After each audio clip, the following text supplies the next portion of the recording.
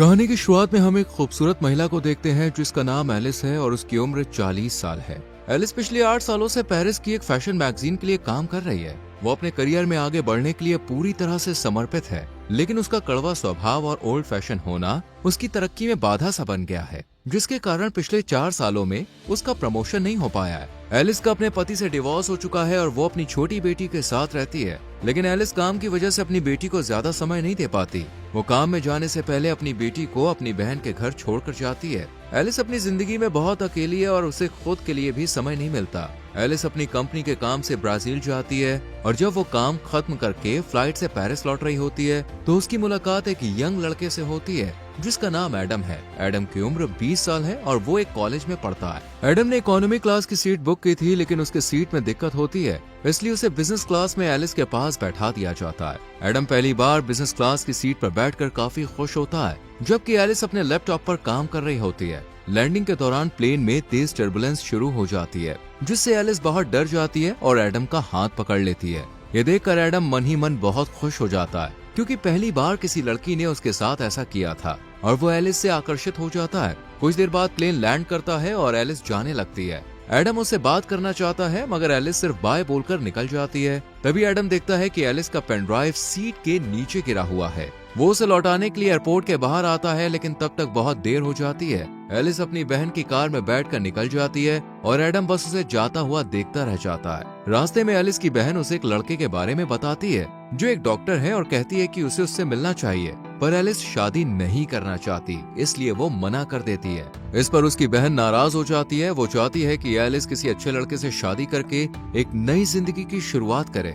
इसके बाद Alice office जाती है, लेकिन ऑफिस में उसके कॉलीग्स को उसका रूखा व्यवहार पसंद नहीं होता और वो आपस में उसकी बुराई करते हैं। हालांकि ऑफिस में एलिस का एक मेल फ्रेंड है जो उसे हर चीज में सपोर्ट करता है। ऑफिस की एक स्टाफ मेंबर एलिस को बताती है कि एडम नाम के किसी लड़के का कॉल आया था, वो तुमसे बात करना चाहता है, लेकिन एलिस ये कहकर मना कर देती है कि वो किसी एडम को नहीं जानती है। फिर एलिस अपने बॉस के पास जाती है और प्रमोशन की बात करती है, पर वो कहता है तुम्हारे लिखे हुए आर्टिकल पुराने लगते हैं, लोगों को उनमें अब कोई दिलचस्पी नहीं है, तुम्हें कुछ नया और रोमांच लाना होगा। अगर ऐसे ही चलता रहा तो मुझे तुम्हें नौकरी से निकालना पड़ेगा। ये सुनकर एलिस आज देर रात तक ऑफिस में काम करती है और सोचती है कि वो कुछ नया और रोमांच कैसे ला सकती है। तभी उसके पास वही स्टाफ मेंबर का नोट मिलता है जिसमें लिखा होता है कि वो लड़का पेन ड्राइव की बात कर रहा था। एलिस को याद आता है कि उसने गलती से पेन ड्राइव प्लेन के अंदर गिरा दी थी। वो तुरंत एडम को कॉल करती है और कहती है कि तुम कहाँ हो, मुझे पेन ड्राइव चाहिए, वो बहुत जरूरी है। एडम उस समय अपने दोस्तों के साथ एक बार में होता है जहाँ वो एलिस को आने के लिए कहता है। जब एलिस बार के बाहर पहुँचती है तो एडम उसे अंदर ले जाता है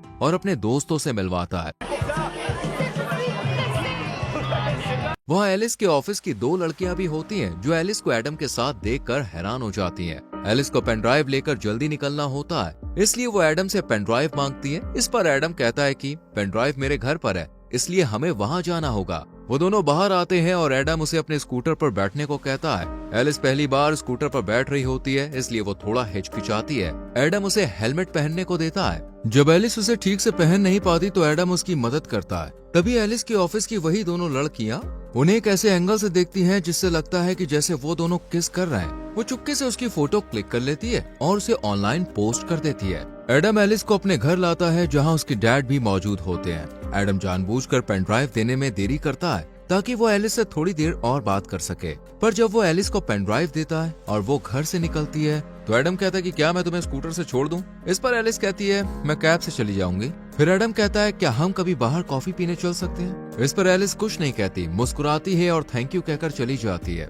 अगले दिन जब एलिस ऑफिस जाती है तो सब लोग उसे अजीब निगाहों से देख रहे होते हैं। एलिस कुछ समझ नहीं पाती, तभी उसकी एक कॉलीग उसे और एडम की फोटो दिखाते हुए कहती है कि तुम दोनों की ये फोटो किसी ने ऑनलाइन डाल दी है और सबको लग रहा है कि वो और एडम किस कर रहे थे। पर एलिस जानती है कि ये सिर्फ एक गलतफहमी है, ऐसा कुछ नहीं हुआ था। लेकिन उसका बॉस ये देखकर बहुत खुश होता है। वो कहता है मुझे तुम्हारा ये नया लुक बहुत पसंद आया। एलिस कहती है ऐसा कुछ नहीं है, पर बॉस कहता है हमें तो यही चाहिए। वो लड़का तुमसे उम्र में काफी छोटा है, ये बहुत कूल लगेगा। बॉस को लगता है कि मैगजीन युवाओं को टारगेट करती है और अगर एलिस एक जवान लड़के के साथ रिलेशनशिप में है तो वो युवा पीढ़ी की सोच को बेहतर समझ पाएगी। वो कहता है तुम इसमें लगी रहो, ऐसा करने से हमारी मैगजीन बिकेगी क्योंकि लोगों को मिर्च मसाला चाहिए होता है। पर एलिस अपने से कम उम्र के लड़के को डेट नहीं करना चाहती है। वो अपने दोस्त से इस बारे में बात करती है जो उसे सलाह देता है कि उसे बस दुनिया को दिखाने के लिए एडम को डेट करना चाहिए। वो कहता है अगर तुम्हारा बॉस ये देखेगा तो वो तुमसे खुश होकर तुमको प्रमोशन दे सकता है। पर किसी की भावनाओं से खेलना और झूठ बोलना सही नहीं था,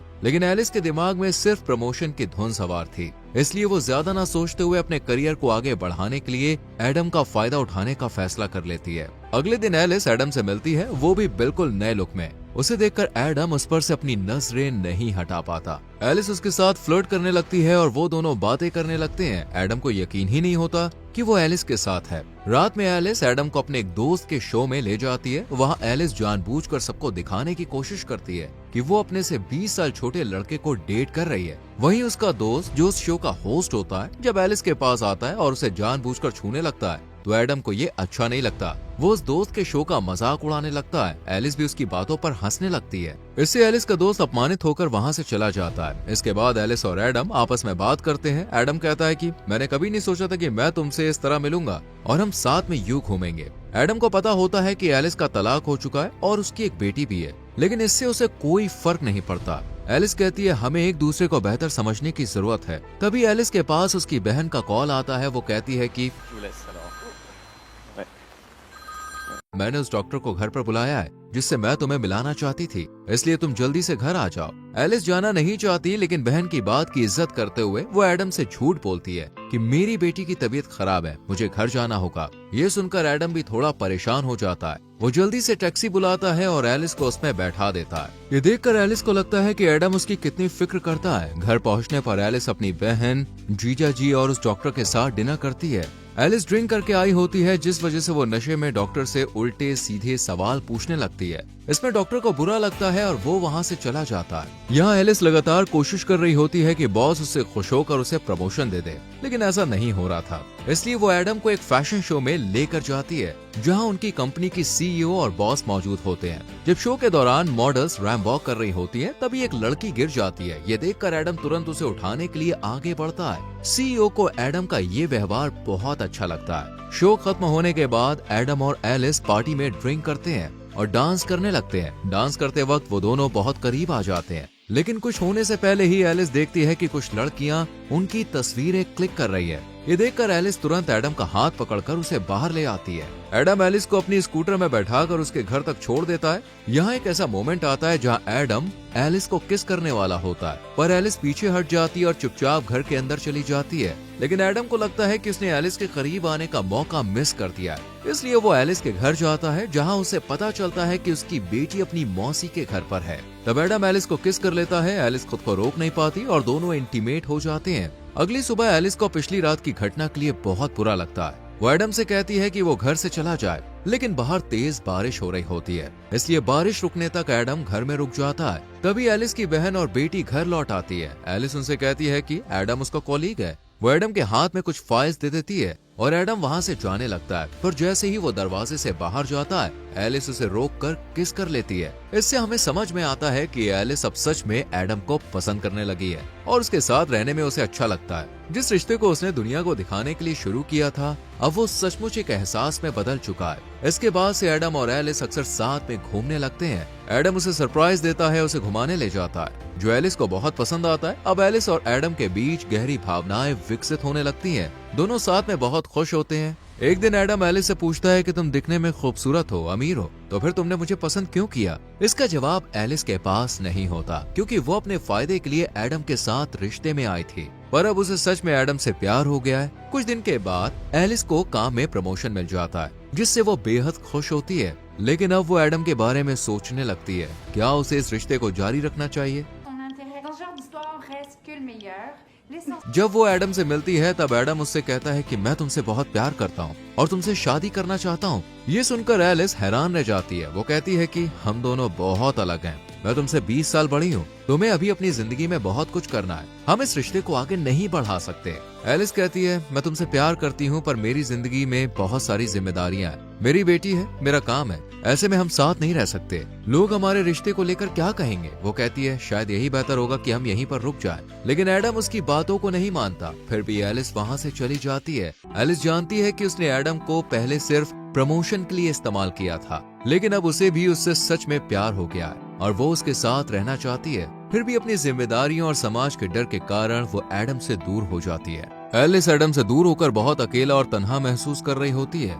उसके लिए एडम को भुलाना काफी मुश्किल हो रहा था। वहीं एडम का भी यही हाल था। वो अपने दुख को अपने पिता से साझा करता है। उसके पिता उसे समझाते हैं और कहते हैं, जब मैं तुम्हारी उम्र का था तब मुझे भी प्यार हुआ था, ये सब चलता रहता है, तुम्हें अपनी जिंदगी में आगे बढ़ना होगा। कुछ दिन बाद एलिस के ऑफिस में सीईओ खुद मैगजीन का कवर फोटो देखने आती है, लेकिन उन्हें कवर फोटो पसंद नहीं आती। वो मेल मॉडल की जगह किसी नए और अनदेखे चेहरे की तलाश में होती है। तभी उनकी नजर एलिस के लैपटॉप स्क्रीन पर पड़ती है, जिसका वॉलपेपर एडम की तस्वीर होती है। उसे देखकर सीईओ को याद आता है कि ये वही लड़का है जिसने फैशन शो में रैम वॉक के दौरान गिरी हुई लड़की को उठाया था। वो चाहती है कि एडम उनके मैगजीन का नया मॉडल बने। ये सुनकर एलिस को अच्छा नहीं लगता। वो नहीं चाहती कि वो फिर से एडम से मिले, लेकिन अपने बॉस के कहने पर उनकी बात उसे माननी पड़ती है। एलिस एडम को कॉल और मैसेज करती है और एडम एक टूटे हुए आशिक की तरह घर में बैठकर ड्रिंक कर रहा होता है। वो एलिस के कॉल और मैसेज का गुस्से में जवाब नहीं देता। तब एलिस खुद उसके घर जाती है और उसे अपने साथ बाहर लेकर आती है। एडम को लगता है कि अब एलिस फिर से उसके साथ रिश्ता शुरू करना चाहती है, लेकिन एलिस उसे बताती है कि तुम्हें मैगजीन के लिए मॉडल बनना होगा, तुम्हें खूबसूरत लड़कियों के साथ काम करने का मौका मिलेगा और इसके लिए तुम्हें पैसे भी मिलेंगे। ये सुनकर एडम गुस्से में आ जाता है। उसे समझ में आ जाता है कि एलिस अपने काम के लिए उसके पास आई है। वो कहता है, मैं अब तुमसे मिलना नहीं चाहता, अच्छा होगा हम कभी ना मिलें, और वो गुस्से में वहाँ से चला जाता है। जिस दिन एडम का फोटो शूट होना होता है, सभी एडम के आने का इंतजार कर रहे होते हैं। एलिस को डर लगता है कि अगर एडम नहीं आया तो उसे नौकरी से निकाल दिया जाएगा। तभी एडम वहाँ पे आ जाता है क्योंकि वो अब भी एलिस से प्यार करता है। उसे मेकअप रूम में ले जाया जाता है जहाँ उसका लुक तैयार किया जा रहा होता है। तभी उसके पास एलिस का दोस्त आता है और एडम से माफी मांगता है। वो कहता है कि मैंने ही एलिस को सलाह दी थी कि वो तुम्हारे साथ झूठा रिश्ता बनाए ताकि उसे प्रमोशन मिल सके।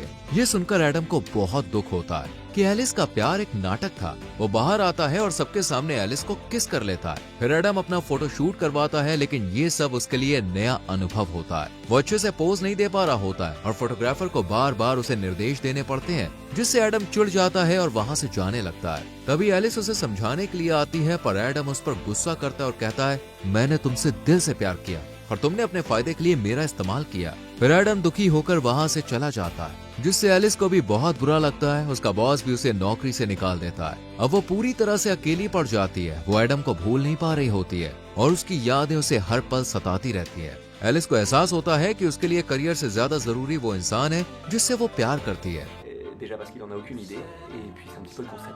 इसलिए एलिस एडम के कॉलेज जाती है और सबके सामने कहती है, मैंने अपने भविष्य को लेकर सोचना छोड़ दिया है और मुझे फर्क नहीं पड़ता कि समाज हमारे बारे में सोचेगा। अब मैं सिर्फ तुम्हें चाहती हूँ, मैं तुमसे प्यार करती हूँ और तुम्हारे साथ रहना चाहती हूँ। वो एडम से माफी मांगती है। एडम उससे अब भी प्यार करता है। वो उसे किस कर लेता है और माफ कर देता है। इसके बाद से दोनों साथ में हंसी खुशी रहने लगते हैं और इसी के साथ मूवी खत्म हो जाती है। दोस्तों, अगर आपका परिवार और समाज आपके रिश्ते के खिलाफ हो जाए तो क्या आप अपना प्यार निभा पाएंगे? इस पर अपनी राय कमेंट सेक्शन में जरूर दें। वीडियो को लाइक और शेयर करें और चैनल को सब्सक्राइब करके बेल आइकॉन प्रेस करें। मिलते हैं अगली वीडियो में। Till then, bye bye, take care.